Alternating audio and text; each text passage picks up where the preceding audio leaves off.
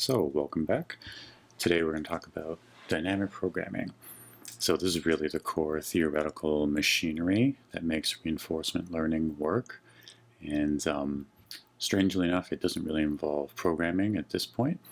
And if you've heard the phrase dynamic programming before, it's probably been used in the sense of recursive representations, where you use it for optimization or storing of values, basically an efficient way to store values for later calculation. That's exactly what we're talking about here. If you haven't heard it before, it's a fundamental theory that is used a lot in economics and optimization and quite a few fields. So, but for reinforcement learning, we're going to have this particular way of looking at it that brings together all the different parts of the MDP that we've been looking at. So the Markov decision process elements are all integrated into this one equation. And I think we showed it in the previous lectures, if I recall, but we're going to go into it more deeply now, how to do, well, we've seen the equation, we've seen the Bellman equation, but how do we use dynamic programming to compute the fixed point values for it? So we're going to go through these two kind of main algorithms, policy iteration, value iteration, very similar ways of computing this. And these are all exact solutions. So at this point, we're still talking about exact value calculations and optimal policies.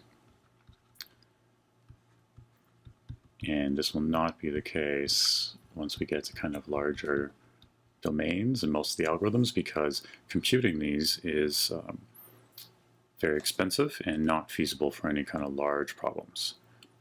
But the algorithms that work approximately use the same underlying theory. So, and your next, your second assignment will use kind of these exact solutions and simple approximate solutions to solve some actual problems, which will involve programming. So, what are we talking about? In the first aspect here to talk about, is to keep in mind that we're going to begin by talking about prediction.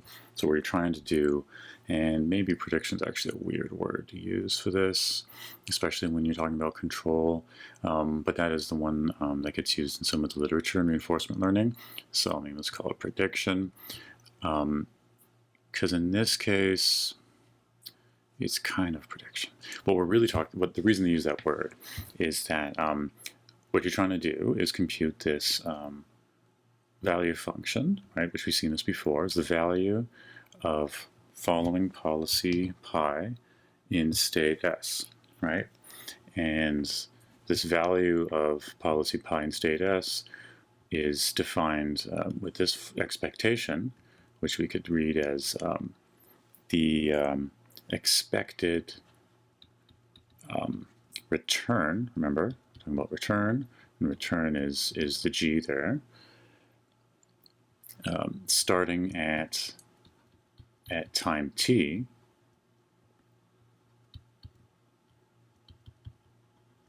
and in state s, and in state s, right? So we've got all of these elements, and we're talking about the expectation of this, so there has to be a probability in here somewhere, which is the probability of us ending up in some particular next state, S, T. I guess in that notation, this will tie together the definition below. You say that you want the probability of ending up in state T plus 1, given that you started in state T and you took some action, right? And the action is usually defined as some A that's in a set A of actions that are possible. But for the purposes of this, in many cases, that A comes from a policy, right? So you could say policy pi S, because pi, right, is a function from states to actions, right? So you give it a state, it gives you an action. So you could use either of these. You get the action from somewhere, or you get it from your policy. That's usually what you mean by it. So this probability is what's used to give you the expectation. So the Bellman equation is the expanding out of that to say that the probability of that occurring times the reward at each step, right? So the second half of this expansion is saying that what's the return, right? So this is the definition of GT, kind of tying together everything we've seen before, right? The return is the sum of the future discounted rewards, right? The sum of the discounted rewards in time steps in the future, right? So we've got k from t plus 1 to infinity, and that's what we're getting there, right? So that's what we call the return, and the reward is what we get at each step, right? So you do well, you get a reward, you bump into a wall, you get a negative reward, or a penalty, we'll call it. You reach the final goal in the maze or your target, you get a large reward, right? And the sum of discount of those gives you a return. And so the expectation gets defined this way. So we introduced the Bellman equation last time briefly, I think, and it comes in many different forms. We'll see many different ways of representing this, but this is our Bellman equation kind of version 1, right? And we've got our probability of the transition happening. This is about the model or the dynamics. There's lots of different words we'll use for it. And you usually don't know this in RL, right? The reward is what you'll receive from actually acting and getting some feedback, a discount, and then the policy is your own policy that you're following. So if the policy is probabilistic, right, saying it's a function from S to A, you could also say if it's a probabilistic policy, then it's a function from S, a pair SA to a probability, right, which is the form here. Okay, so all the different parts, and the value is marginalizing or summing over all of these components, right? So if you think about, we're starting in state S, I think that's what our next, well, I'll have a little diagram here. So if you're talking about just the states you're in, you're at ST, say, and then you're going to take each of these components, right? You're going to take, call that policy, right? That gives you an action to take at time t. That gives you the reward that happens at time t. And then that gets passed into the dynamics at S time t and A times t. And that gives you the next state. And actually, I'm a bit weird here. So the reward usually wouldn't come from the action itself. The reward usually is going to come here, actually. So we'd say we get the reward here rather than there. I can't erase very well in this tool, so we'll just do that. Theoretically, you could get the reward just from your action, because it could be a cost. So there's ways for the reward to come just out of how much you spent. But usually it's, well, what would happen next? Then you get a reward. And then we begin the whole cycle again, that you're essentially at the next state, right? But we want to update this value of S given this movement, right? And the recursive part is that we're using the dynamic programming part, is that this this value function at pi s prime, that's just another entry in this table, right?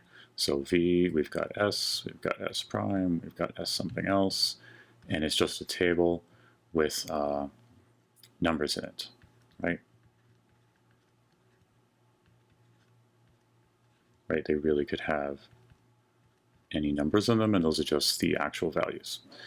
And so it's a table, and once you have an old value, you can use it to update new ones. So every time you're computing it for S, you're looking up the other values of S prime, and remember, we're summing over all possible next states that could occur here, and looking up their values and having them. So we can initialize those values something else, but that's why it's dynamic programming, because you're using all of them together. The last part in this, it's an important slide, so I'm writing a lot on it.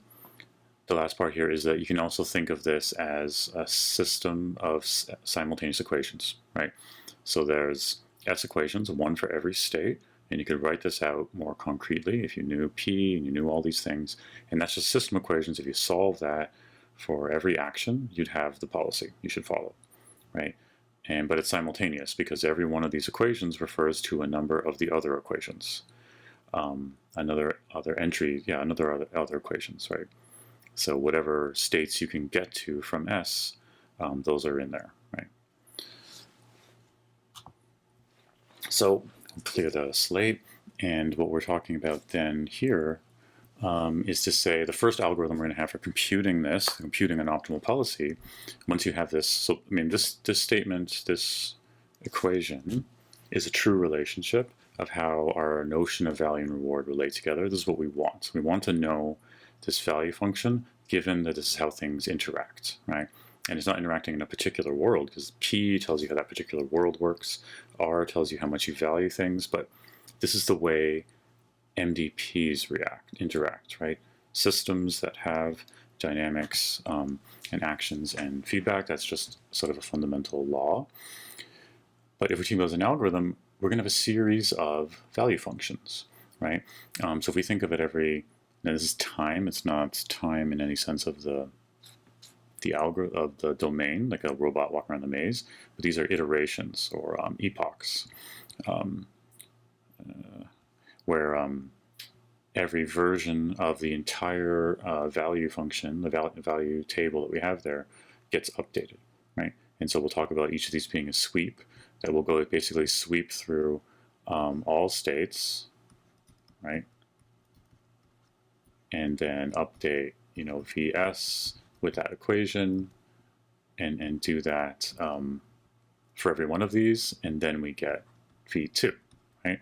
And so we've got a new version of this basically improving over time, or hopefully improving, right? So we call these operations backups. This has nothing to do with gradient backups in neural networks. It's a backup of the value function itself. And we define the backup exactly like in the form of the Bellman equation. Now we're just putting indices in here properly like I had before, right? So we've got the value function, which again, remember, is the entire table, right? So we'd add VK plus 1, and it's a whole table of S and V for, state 0, 1, 2, 3, and all the actual values. This entire version of that, and we update it for every state. And in order to do that update, we have to do this, right? So we're doing it for all the states. And it's the exact same equation we had before, but now it's literally using those variables. And that gives us the core that we need for an algorithm. So let's see how it works first, and then we'll look at kind of a pseudocode version of it. So now we're going to be looking at the definition of an MDP as an example. So this here is our MDP with all the states defined, and each of these cells in the grid world will be its own state, right? So you need state 1 or 2 or 5 is everything x, y. We're going to have these numbers to represent the states. And the terminal states are these 2 points here. Terminal, so they're the same state essentially, but that's the ending state, so that's where you get your reward and you don't move anymore after that. One of the things to look at here is that it's an undiscounted episodic task, so that where the discount factor is 1, so that means the future is counted the same as the present. All moments are the same. It's episodic. Remember what that means. Think about it. Right? It means that we're training one episode at a time, coming back and starting over. So like playing a video game that you play over and over again, rather than a continuing task where you need to kind of learn and adapt over time. We also have to define the actions. So in this domain, the actions are just going to be up, down, left, and right. So we might want to have a list of them to annotate up, down, right, down, and left. And when we use them that way, we might just use letters instead, or numbers. If we're going to explicitly refer to them. What else do we have? So the reward, here are the rewards defined to be -1. If you make any movement. So basically you're penalizing from moving at all. And then if you ever reach the terminal state, you don't get any rewards, you get 0. It's kind of like the electroshock approach to training, where you get a penalty for doing the wrong thing, and once you reach your goal, you stop getting the penalty. But that's still better. So you're trying to get to the point where you stop losing points. And the terminal states give you that 0, and then you can stop. And if you leave the grid, you still get a penalty, but you stay in the same position. So the one thing that's missing here is the dynamics, right? P, right? Remember, so we've got dynamics P, which is the probability that we're going to be moving. So here's deterministic, right? Because we haven't defined it here. So we'll say it's deterministic, that if you move in a certain direction, then you will move there with 100% probability. So say we're in moving right from state 4. Oh, no, that's wrong. The probability goes from what, right? It goes from state, takes an action, and ends up in another state, right? So the probability of ending in some state, let's see what my notes are saying here. It's an example written down. Okay, so with state 4, we're going to end up in, yeah, okay, we can show that example. So you start in state 4, and you take an action, say here, if you moved left, right? And then you end up in state 4, what's the probability of that happening, right? According to our rule here, that we can't leave the grid, that would be probability 1, right? So that's the dynamics. And the probability of ending up in state 1, say, if you were in state 4 and moved left, would be 0, right? Because you can't jump over there. And just same for every other state in the system, we have 0 probability for that. But for a more normal movement, say to state 9, from state 5, and going down, that'd be probability 1. And the probability from any other location to 9 would give you 0. So from going from 5 to 8 or 14, they'd all be 0 if you were trying to move down, because it's a deterministic thing. So the probability distribution is really a big table with a bunch of 1s in it, just for the moments that work out. But you want to have that there, because if you need softer probabilities, we're still going to use that. And all these 0s will actually be other probabilities. In order to have to compute a value function, you need to see a series of states and actions and rewards. You need to be taking actions. Even if you're not taking the actions dynamically, if you're given those actions or a policy to sample from, you can compute the values of it. So you can compute the value by observing, or through looking at a prior recorded trajectory of state, action, reward kind of samples, or you can do it dynamically. So in this case, we're going to say, so basically from things, you need to have that policy, right? Everything in this formula relies on having the environment to give you the dynamics and the reward, but then it also relies on the policy to give you the actions, and even kind of via previous calls that other states, right? So we're going to assume we have the basic random policy. That's just basically the chance of taking any of the actions is equally likely, so 25% chance of taking any action. We'll just say that's our policy, and we're not trying to optimize it here, right? Because we're doing what we're calling prediction, where we're filling in the values only. So we've got our states, we've got our reward positions, and we start off with some initial value for all of some initial entries for all the values in the tree, in the table, right? So they have to be started with something. Here we're starting out with 0, and you might see some statement in your thing, not even that. In the algorithm, you might often see like this, equals 0, and kind of a loop for all states. You'd have to initialize it, right? So we initialize our value function to 0s, and we take one step. So we're taking a sweep in this iterative policy evaluation. It's the simplest possible approach. So we go through every state, and we say, what is the value of being in that state given all the others, right? So remember, it's a series of equations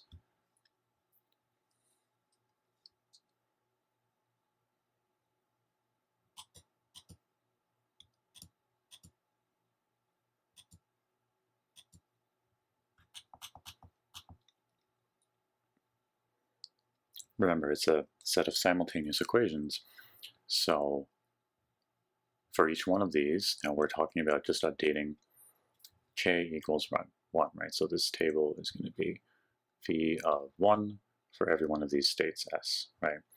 And so v of 1 state 2, right, which is this cell, we're going to compute it to be -1. And why do we get that?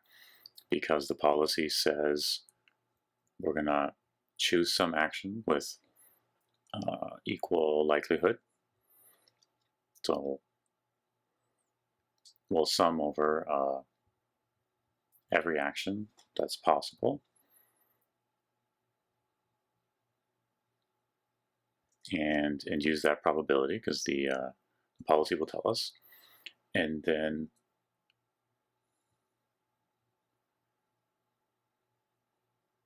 to get the update, we're going to say, well, what was the probability that occurred in the transition? And only one of them will be,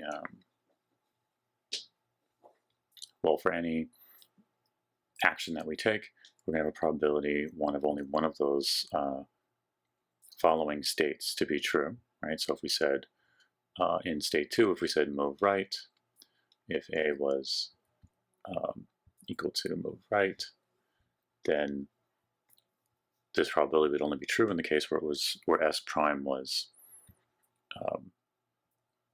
equal to state 3. And in that situation, we'd have a 1 for the P, otherwise they'd all be 0, right? And so in that case, we'd get a reward, and the reward, remember, for any step, for any moving anywhere, is -1.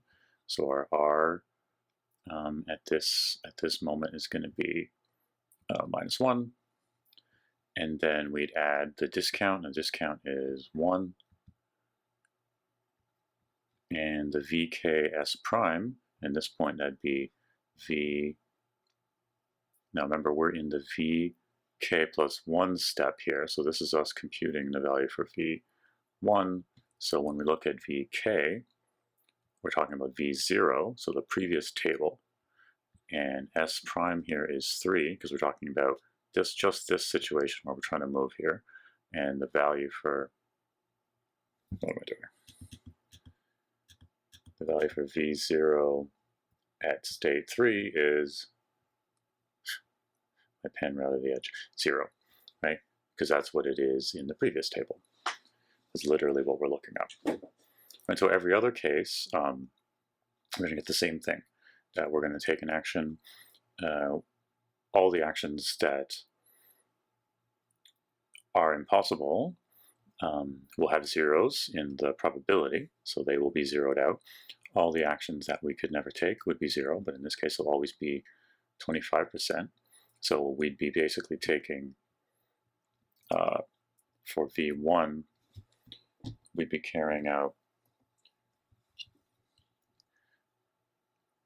just to make it very clear here, for V1 of 2, when we do the sum, we'd end up doing it for all the actions, right? And for each one of them, we'd have a quarter times the only one left would be the one that we choose. So we'd have 1 for one of them, and that would be times -1, right?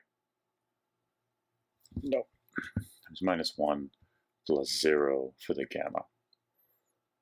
We'd have actually 1 for gamma times 0 for the V, right? We see that's gamma, that's V0, that's R. Is it? Yes, that's P, and that's pi, right? So we'd get the same thing for all of them, and hopefully this just means you'd be -0.5, and it would have to be -1. So that's how we get 1 in all of these fields, because no matter which way you go, even if you head off the edge, it doesn't say you don't get the penalty. You still get the penalty for all transitions. You just don't happen to move, right? So that only affects which state comes up next for the P. So try to think that through. If that doesn't make sense, that's the place to start at first. Believe that this is true for all of them.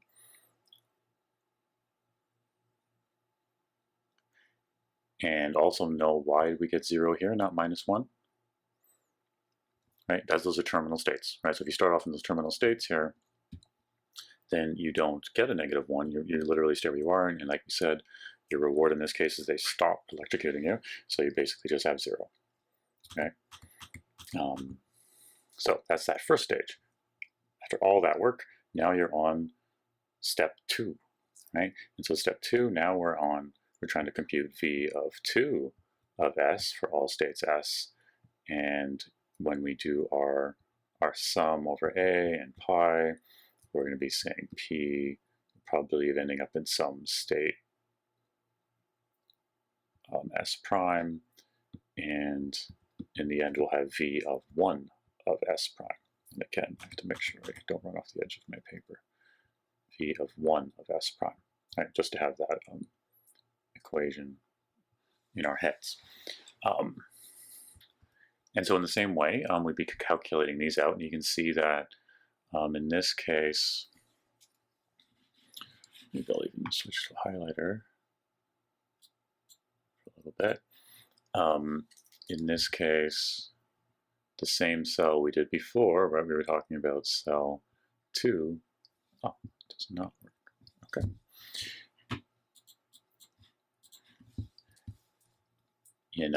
In cell 2, now we've got a bit of a differential, right? So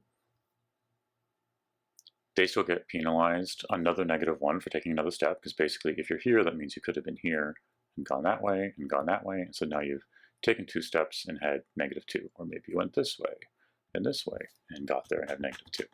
So you could be in that state and it's so far worth -2 to you. If you were here, if you were in the terminal state, you just stayed, so you still have 0.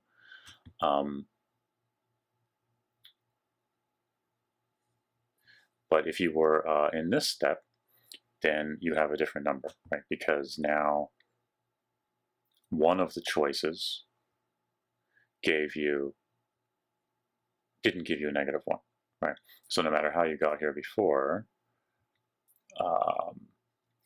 from when you started, you paid -1 and you had a 25% chance of going that direction, so you had a -0.25 kind of penalty being added to your expected estimate of the value. When you get here, one of these choices gives you 0, and so this kind of rounds off to that. And I assume in their calculations for it, it's actually 1.75, which would be good to actually show it. You could calculate that out and confirm it for the textbook's numbers, right? And so you're basically, the ones on the edges here are not getting penalized that way. In the same way, it keeps kind of spreading out, right? So you can see that all the cells that are at this distance are saving out on some penalty and other ones. Whereas the ones here, if you're still at this cell after 3 steps, that means you somehow started, where would it be? Maybe you're here, and then you're here, and you're here. However many steps you went, 1, 2, no. And so you went 1, 2, 3, and now you're at -1. So you lost -1 each time as you went, and that's why you still have -3. But as we go further, we can see that the numbers are going to kind of keep influencing. So as we keep going out that loop, that process, we're looping through all of the states every time and using the previous table to give us those numbers. And that's the essence of dynamic programming, right? Because all these values are pre-computed. If you defined it recursively, you really would say, okay, every time I get to this, I recursively compute that one all the way out. And that would be kind of exponentially expensive to do it. But since we're doing it in these dynamic programming approach where we have these passes, it's still expensive because we have to do s squared calculations every step in order to fill these in. But then they're being added linearly together. And it's s squared because there's nothing in here that tells us which s prime to go over, right? So you could obviously make that a bit more efficient and say, well, which which states are reachable from here. But in all we've defined so far, the only thing that tells us that you can't go from cell 1 to cell 10 in a single step is that it has probability 0, right? And so you'd have to have S prime show up, this would be 0, and you'd consider it. So you really are going through, for every state S, all states S again, right? So it's going to be this S primed plus all the other things you're going to be doing, right? These are all constant, right? If you think about the complexity of it, this is just a number that's being given to us. This is being looked up directly. This is hopefully being sampled directly. So the main cost of this whole thing is essentially this loop. And we do this S times, and we have to do it for S equations. So there's a complexity element. And so then note also that when we talk about convergence, if you keep going eventually, this will all stop changing, and these are the numbers we're going to get. This is what we talk about as the fixed point or the converged algorithm.